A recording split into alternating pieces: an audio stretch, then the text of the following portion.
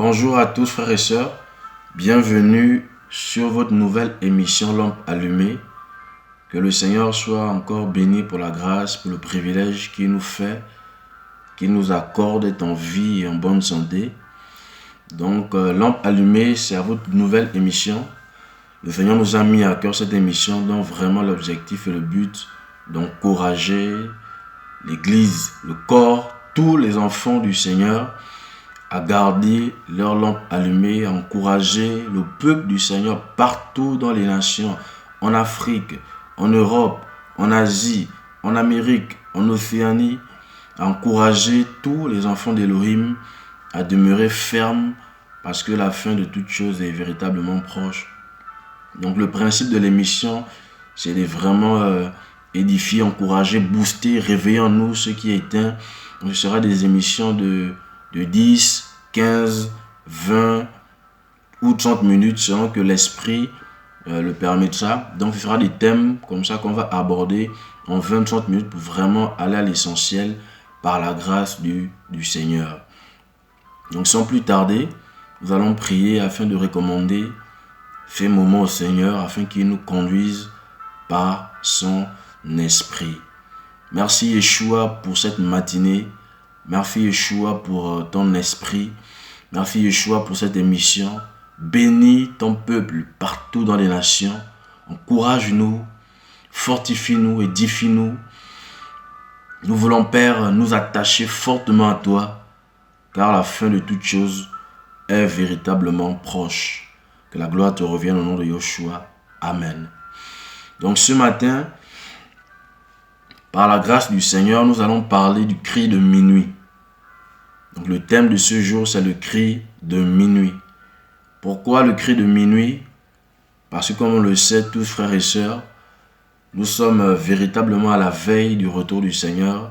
Nous sommes à la veille de l'achèvement de cet âge. Et plus que jamais, nous avons besoin de garder nos lampes allumées et de nous préparer. Donc on va ouvrir nos Bibles dans Matthieu chapitre 25. On va lire à partir du premier verset. Matthieu chapitre 25 à partir du premier verset. Alors le royaume des cieux sera semblable à 10 vierges qui, ayant pris leurs lampes, allèrent à la rencontre de l'époux. Alors ici, le Seigneur nous parle de la parabole de 10 vierges. Il nous dit que le royaume des cieux sera semblable à 10 vierges. Donc ces 10 vierges peuvent simplement représenter l'ensemble de tous les chrétiens nés de nouveau, nés d'en haut et qui craignent le Seigneur. Et on nous dit que les 10 allèrent à la rencontre de l'époux. Donc qu'est-ce qu'on peut retenir ici? On peut retenir que les 10 avaient une même vision, celle de rencontrer l'époux, celle d'être enlevé, celle d'être sauvé. On ne dit pas ici que 5 allèrent à la rencontre de l'époux et 5 avaient pour vision le monde. On dit que les 10 allèrent toutes à la rencontre de l'époux. Et on apprend aussi que les 10 étaient vierges. Et selon la parole, la virginité, c'est la pureté, c'est la sainteté. La virginité, c'est l'image des fiançailles. Parce que Paul, dans 2 Corinthiens 11, si j'ai bonne mémoire, pouvait dire aux chrétiens de Corinthe que je vous ai fiancé au Mashiach comme une vierge pure, comme une vierge pure. Donc la virginité, c'est l'image aussi de la naissance d'en haut. Parce qu'on est justement fiancé au Seigneur à partir du moment où on le reçoit dans nos cœurs, dans nos vies, comme Seigneur et Sauveur personnel. Donc on apprend ici que les 10 aimaient le Seigneur, les 10 craignaient le Seigneur et les 10 allèrent toutes à la rencontre de l'époux. Et qu'est-ce qui se passe à partir du deuxième verset? La Bible dit, or 5 d'entre elles étaient sages et 5 folles. Donc à partir du deuxième verset, une distinction est faite. Pourquoi cette distinction est faite? Pour nous amener certainement à comprendre que durant le parcours, durant la marche, 5 ont conservé leur pureté, 5 ont conservé la crainte du Seigneur, parce qu'on dit que 5 étaient sages. Donc on apprend que durant la marche, 5 ont conservé la sagesse. 5 ont conservé la pureté, 5 ont conservé la crainte du Seigneur. Et la Bible nous apprend dans le livre de Proverbes que le commencement de la sagesse, c'est la crainte du Seigneur. Donc on apprend ici que 5 craignaient véritablement le Seigneur. Et on dit que 5 étaient folles. Et selon la parole aussi, la folie, c'est l'image du péché. La Bible dit que la femme sage, par exemple, bâtit sa maison et que l'insensé la détruit de ses propres mains, autant pour moi.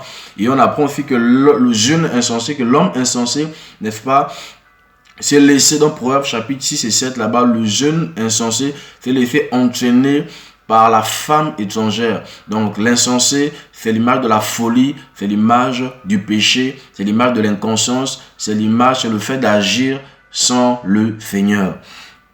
Et à partir du verset 3, on apprend autre chose. On dit: les folles, en prenant leur lampe, ne prirent pas d'huile avec elles. N'est-ce pas? Qu'est-ce qu'on retient ici? Que les folles avaient les lampes. Et la lampe, selon, n'est-ce pas, Proverbes chapitre 6 et Psaume chapitre 119, n'est-ce pas, le verset 104, si j'ai bon de moi, la lampe, c'est l'image de la parole. Ta parole est une lampe à mes pieds, une lumière sur mon sentier. Donc la parole, c'est d'une part, la lampe, c'est l'image d'une part de la parole, mais la lampe, c'est aussi l'image de l'enseignement. N'est-ce pas? Donc on comprend ici que les folles avaient la parole et que les folles avaient, n'est-ce pas, l'enseignement, pouvaient enseigner, pouvaient prêcher. Mais qu'est-ce que Paul va nous enseigner concernant la lettre dans le livre de Corinthiens, autant pour moi, dans le livre de Corinthiens.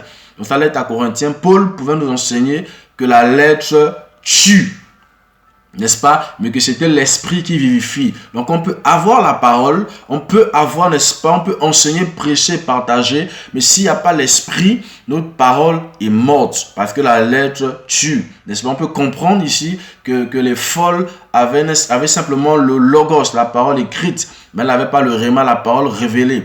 Et la parole révélée, n'est-ce pas, c'est la parole que l'esprit nous enseigne, c'est la parole que l'esprit nous donne de comprendre.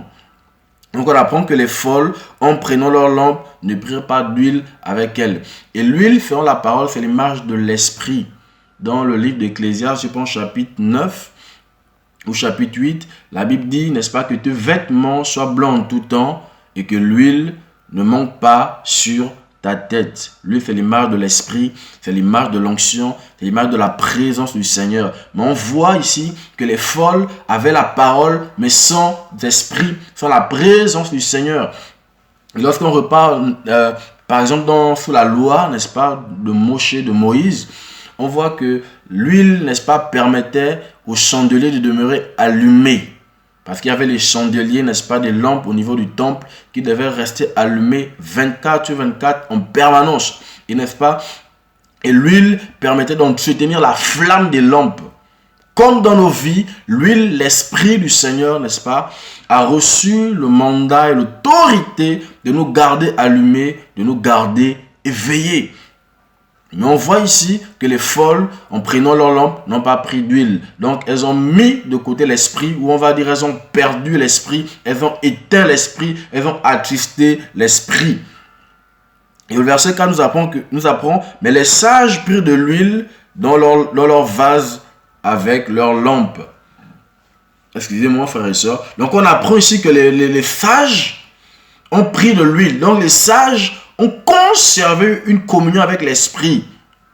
Les sages, n'est-ce pas, étaient remplis de l'esprit. Les sages, n'est-ce pas, avaient une relation profonde avec l'esprit, avec le Seigneur Yahushua. Donc voici pourquoi elles ont pris de l'huile. Parce qu'elles étaient conscientes que sans l'huile, elles ne pouvaient pas rester allumées. Que sans l'huile, elles ne pouvaient pas tenir. Que sans l'huile, elles ne pouvaient pas marcher. Donc elles ont pris de l'huile avec elles. Parce qu'elles savaient que sans l'huile, sans l'esprit, elles allaient s'éteindre.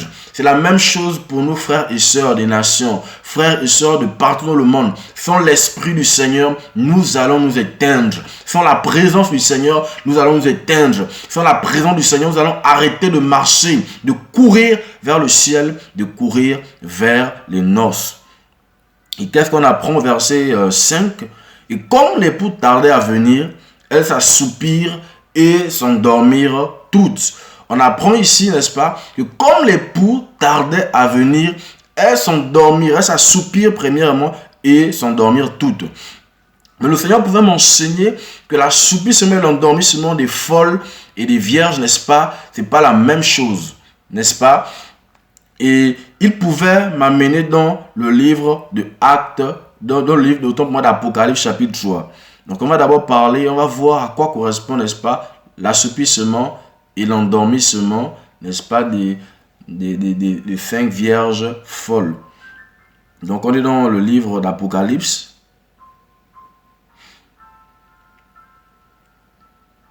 Chapitre 3. On va lire à partir du premier verset. Donc on apprend que toutes se sont assoupis, endormis. Mais frère, on va voir la différence qu'il y a. Donc Apocalypse chapitre 3 à partir du premier verset. Écrit aussi à l'ange de l'assemblée de Sardes. Voici ce que dit celui qui a les 7 esprits d'Élohim et les 7 étoiles. Je connais tes œuvres parce que tu as le nom de vivre, mais tu es mort. Deviens vigilant et affermis le reste qui va mourir, car je n'ai pas trouvé tes œuvres accomplies devant Elohim. L'assoupissement et l'endormissement des vierges folles correspond ici à la mort spirituelle, correspond ici au sommeil spirituel. Et on voit ici que les chrétiens de Sardes, tout comme les 5 vierges folles, paraissent pour être vivantes alors qu'elles sont mortes. Elles ont perdu l'esprit. Et sans l'esprit, on ne peut pas vivre.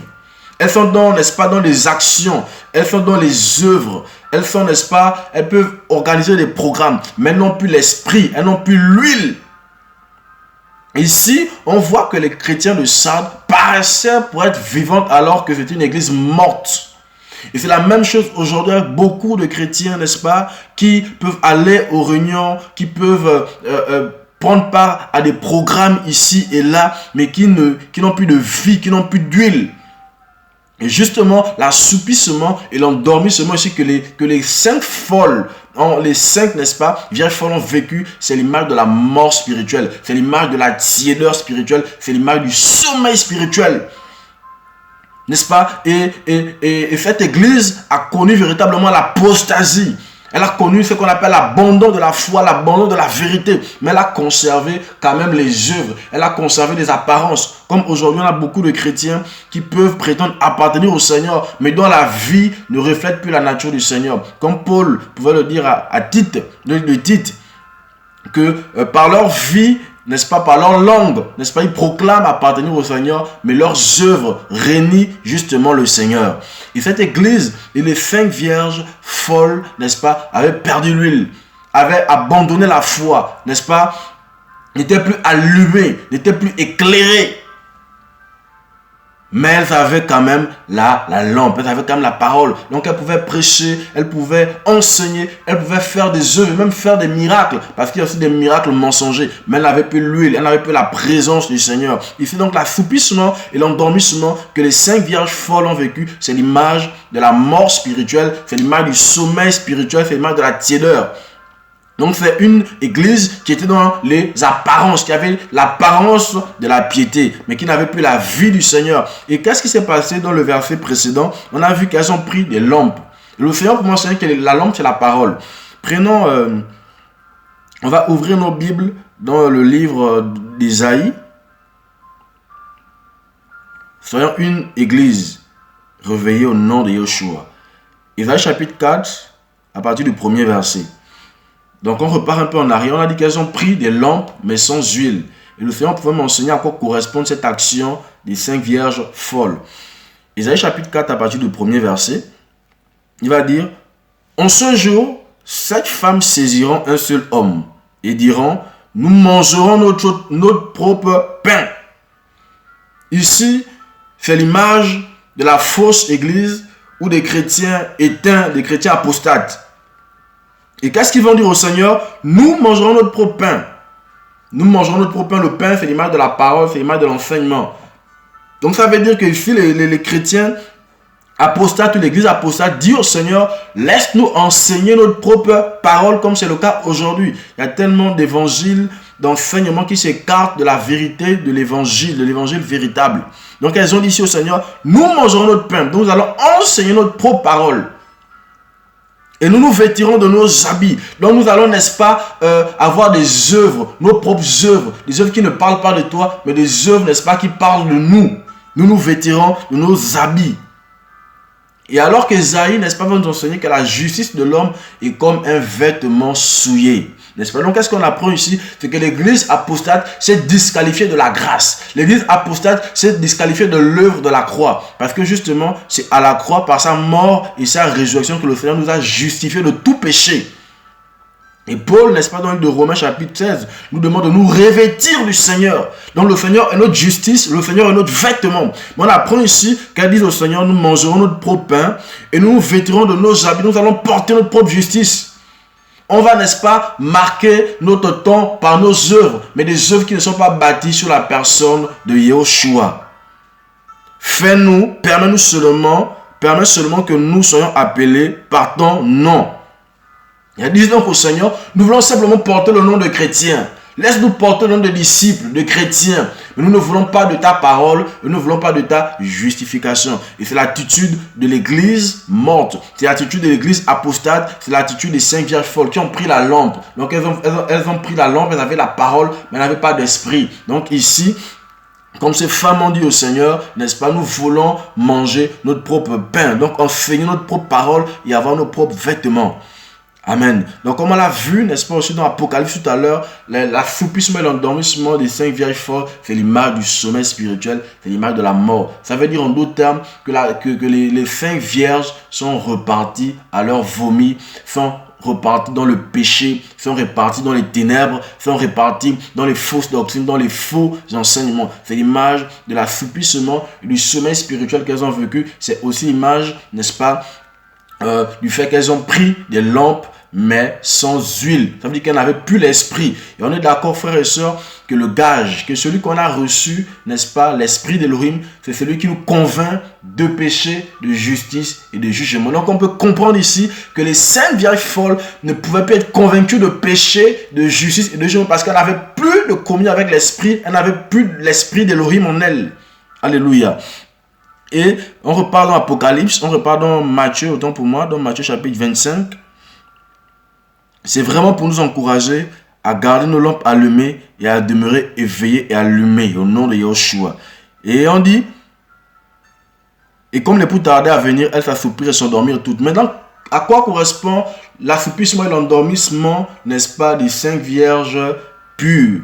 Le Seigneur pouvait m'enseigner que cet assoupissement est simplement lié au temps difficile, au temps de pression, autant d'oppression que l'Église véritable vit, à l'épreuve, à la persécution, aux tentations, aux coups et aux temps difficiles. Le Seigneur pourrait me dire que malgré cet assoupissement, cet endormissement, l'épouse véritable, l'Église véritable, n'est-ce pas, ne va pas tomber dans le péché, ne va pas retourner dans le monde, ne va pas retourner à ses vomis, ne va pas retourner à la fausse doctrine, n'est-ce pas? Elle va connaître des temps difficiles.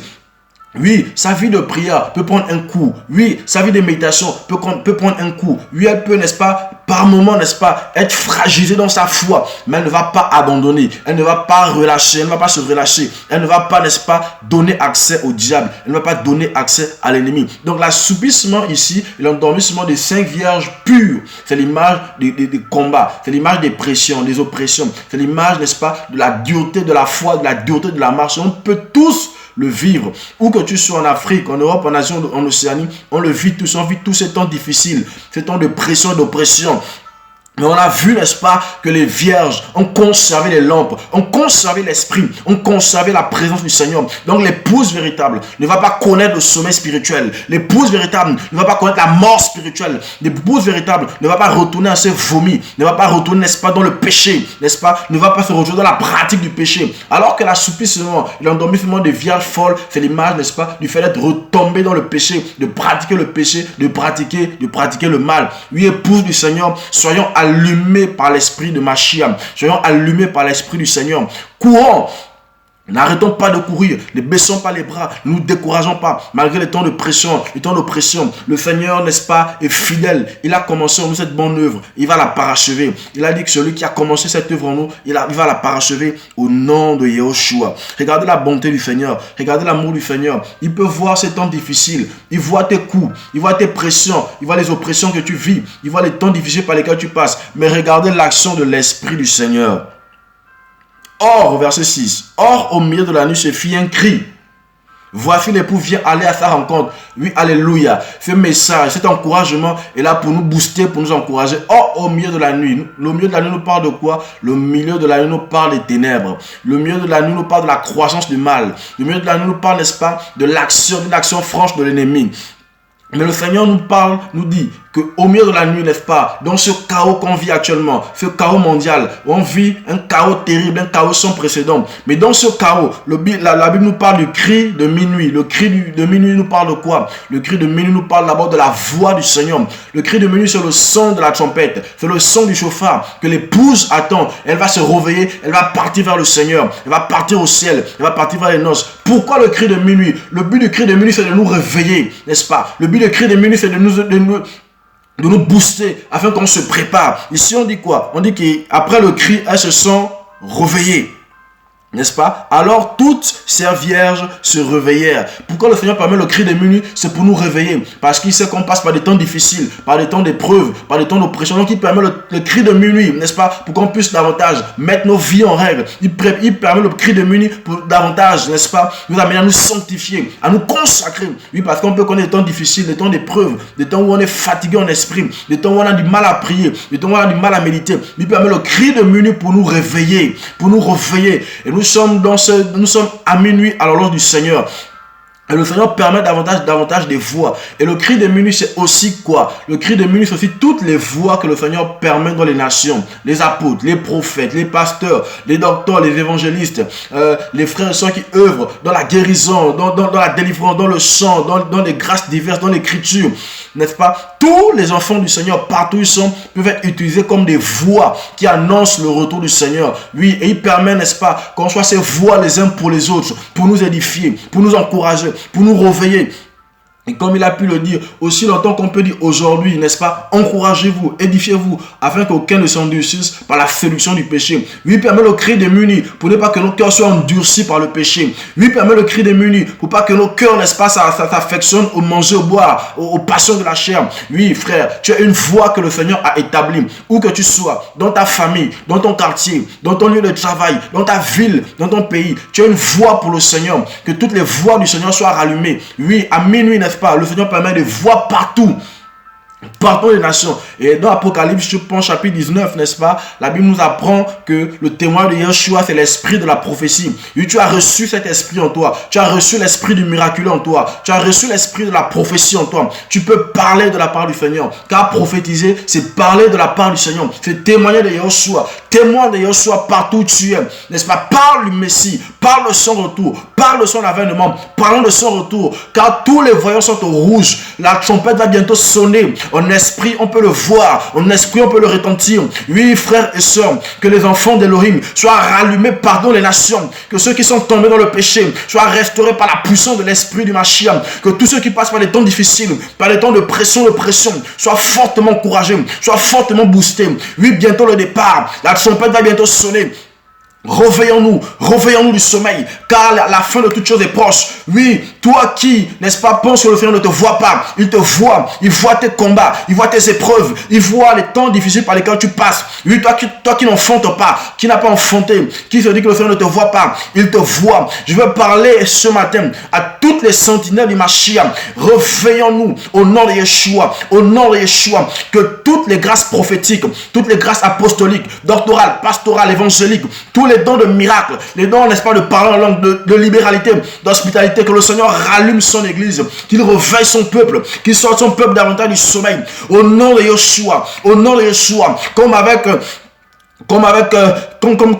avec Ézéchiel, que les ossements desséchés retrouvent la vie ce matin. Au nom de Yeshua de Nazareth. Oui, frères et sœurs, soyons fortement encouragés. Le Seigneur nous aime. C'est pourquoi il permet le cri de minuit partout dans les nations pour nous booster, pour nous réveiller, n'est-ce pas? Oui, selon le chauffard. Le cri de minuit, c'est le son du chauffard. Selon le chauffard, annonçons le retour du Maître, annonçons le retour du Mashiach, car il est plus que jamais à la porte. Oui, c'est Apocalypse chapitre 3, verset 20. Le cri de minuit, c'est Apocalypse 3, 20. Je me tiens à la porte de ton cœur et je frappe. Si tu entends la voix, si tu ouvres, j'entrerai. Oui, le son du chauffard, c'est le Seigneur qui frappe à la porte de nos cœurs. Oui, le fait de partir, le fait de nous réveiller, n'est-ce pas? C'est le fait d'ouvrir nos cœurs à la parole, d'ouvrir nos cœurs à l'évangile, afin que le Seigneur vienne et s'asseye, afin qu'il soupe avec nous. Oui, souper, c'est l'image des noces de l'agneau. Frères et sœurs, bientôt nous allons partir. Sortons du sommeil spirituel, sortons de la ténèbre, sortons des divisions, sortons, n'est-ce pas, des jalousies, des calomnies. Que les flammes du Seigneur, que les flambeaux du Seigneur se réveillent au nom de Yeshua de Nazareth. Oui, donc on voit, n'est-ce pas, qu'à minuit, nous sommes à minuit. Et les frères et sœurs, les ténèbres, n'est-ce pas, ont atteint des proportions énormes. Et à minuit, le Seigneur a permis le cri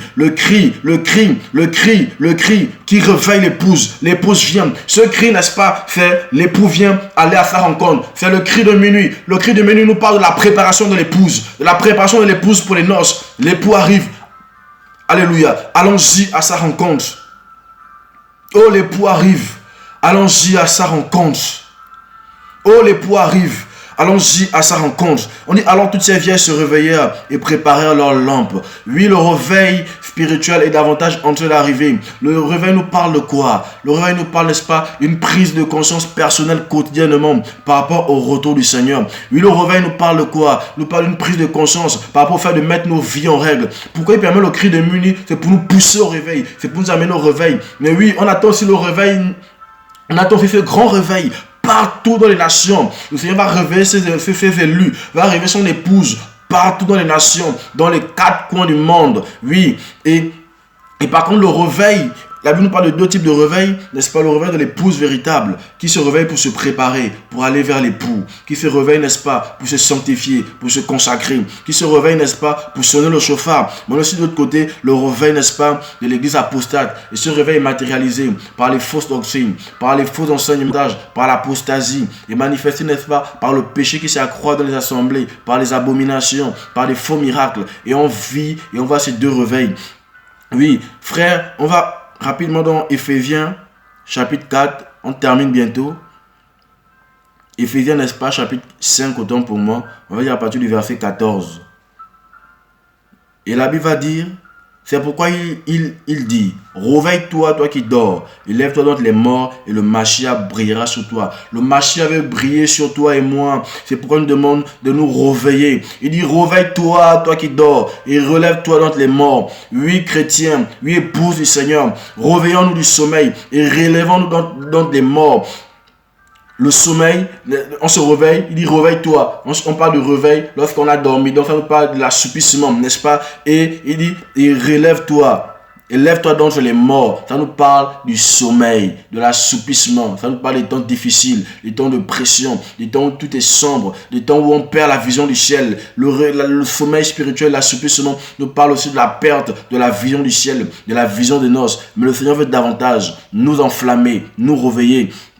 Et il dit, afin que la lumière du Mashiach brille sur nous. Pour que sa lumière brille sur nous, il faut que nous-mêmes, on accepte de se réveiller et qu'on sorte du sommeil par la force du Seigneur. Il dit, prenez donc garde de vous conduire soigneusement, non comme des insensés, mais comme des sages. Le Seigneur veut nous encourager à ne pas agir comme les folles. Parce que la folie, parce qu'on a vu, n'est-ce pas, que les folles était insensé, parce que la folie fait le mal de l'insensé. Ils n'agissent pas comme les insensés, donc comme les vierges folles qui n'ont pas pris de l'huile dans leur lampe, n'est-ce pas? Prenez donc garde de vous conduire soigneusement, non comme des insensés, parce que les insensés ont pris des lampes mais n'avaient pas d'huile, mais comme des sages, agissant comme les 5 vierges sages qui ont pris de l'huile avec leur lampe, conservant la communion avec le Seigneur, conservant nos vies de prière, conservant nos vies de méditation, nos vies de jeûne, nos vies de sainteté, nos vies de consécration, malgré l'épreuve du temps. Ne baissons pas les bras, ne tombons pas dans le péché, ne tombons pas dans la compromission au nom de Yoshua. Il va dire, c'est quoi agir par sagesse? C'est quoi agir comme les 5 vierges sages? C'est de racheter le temps. Verset 16. Rachetons le temps parce que les jours sont mauvais. Quels jours sont mauvais? C'est les jours d'Apocalypse 12. Le diable, Satan, est descendu sur la terre, animé d'une grande colère, sachant qu'il lui reste très peu de temps avant le départ de l'épouse. Et c'est pourquoi le Seigneur, n'est-ce pas, nous encourage à racheter le temps. C'est quoi racheter le temps? C'est se sanctifier. C'est quoi racheter le temps? C'est craindre le Seigneur. C'est quoi racheter le temps? C'est fuir le péché. C'est quoi racheter le temps? C'est être sage, c'est être sobre afin de vaquer à la prière. C'est quoi racheter le temps? C'est le fait de discerner ce qui est vil et précieux et choisir le précieux. Au nom de Yoshua. Il dit, c'est pourquoi ne devenez pas insensés, mais comprenez quelle est la volonté du Seigneur. C'est quoi racheter le temps? C'est comprendre et saisir la volonté du Seigneur pour nos vies, pour nos familles, pour notre entourage. Oui, au nom de Yoshua, que le Seigneur nous réveille. Il dit, et Ne vous enivrez pas du vin dans lequel il y a le libertinage, mais soyez remplis de l'esprit. Oui, frères, prions pour être remplis de l'esprit. Désirons être remplis de l'esprit, parce que seuls ceux et celles qui sont remplis de l'esprit qui partiront lors du retour du Seigneur. Les chrétiens charnels, n'est-ce pas, les chrétiens éteints, assoupis, ne partiront pas. Seuls ceux et celles qui sont remplis de l'esprit qui partiront. Et le Seigneur nous réveille, le Seigneur nous réveille, le Seigneur nous réveille. Je viens d'avoir une image à l'instant où je voyais, n'est-ce pas, une tête avec un chauffard. C'est l'image du Seigneur qui crie davantage, qui veut que nous crions, qui veut que nous réveillons du sommeil au nom de Yeshua. Et toutes ces vierges, au verset 7, dans Matthieu 25, et toutes ces vierges se réveillèrent et préparèrent leurs lampes. Il est fort dire aux sages, donnez-nous de votre huile, car nos lampes s'éteignent. Mais les sages répondirent en disant, non, de peur que nous n'ayons pas assez pour nous et pour vous. Mais allez plutôt chez ceux qui en vendent et achetez-en pour vous-même. On ne peut pas partager son intimité avec le Seigneur. On ne peut pas partager l'esprit du Mashiach. Et c'est l'image ici. Les folles ont voulu acheter les dons du Seigneur, ont voulu acheter la grâce, ont voulu acheter l'esprit, mais on n'achète pas l'esprit, on le reçoit de la naissance d'en haut et on l'entretient par la pureté, par la sainteté. Elles ont perdu l'esprit parce qu'elles sont retournées à leur vomi et là elles ont voulu corrompre l'église véritable. L'église du Seigneur, ne nous corrompons pas au nom de Yeshua. Or, verset 10, or pendant qu'elles allaient en acheter, l'époux arriva. Celle qui était prête entrèrent avec lui dans la salle des noces et la porte fut fermée. Mais plus tard viennent aussi les autres vierges disant, Seigneur, Seigneur, ouvre-nous. Mais répondant, il dit, Amen, je vous le dis, je ne vous connais pas. Veillez donc, car vous ne savez ni le jour ni l'heure où le Fils de l'homme viendra. Le cri de minuit nous parle de veiller, n'est-ce pas? Nous ne savons pas quand il va revenir. Veillons, veillons en permanence, car son retour est imminent. Sortons du sommeil spirituel. La Bible va dire dans Romains, n'est-ce pas? Chapitre 7 à partir du verset 11, de considérer le temps dans lequel nous sommes. Il dit c'est le temps de nous réveiller du sommeil, n'est-ce pas, de nous revêtir des armes de la lumière. Il dit c'est le temps, n'est-ce pas, de ne plus avoir soin de la chair. Ne perdons plus du temps à satisfaire notre chair, car notre chair est corrompue, car notre chair est pourrie, et notre chair ne peut nous conduire que vers le mal. Père, je prie ce matin, afin que tu nous réveilles, afin que tu nous rallumes, afin que tu nous sortes du sommeil spirituel. Au nom de Yeshua. Réveille-nous, Père, enflamme-nous pour ton retour, enflamme-nous pour ton retour. Nous voulons parler de toi partout autour de nous. Nous voulons nous préparer nous-mêmes, nous voulons préparer nos familles, nous voulons préparer nos enfants, nos épouses, nos maris. Nous voulons nous préparer en nous éloignant du péché. Nous voulons nous préparer en gardant nos lampes allumées. Que la gloire te revienne, Père, au nom de Yeshua. Amen. Frères et sœurs, que le Seigneur vous bénisse et qu'il vous garde, gardant nos lampes allumées. À une prochaine émission par sa grâce. Amen.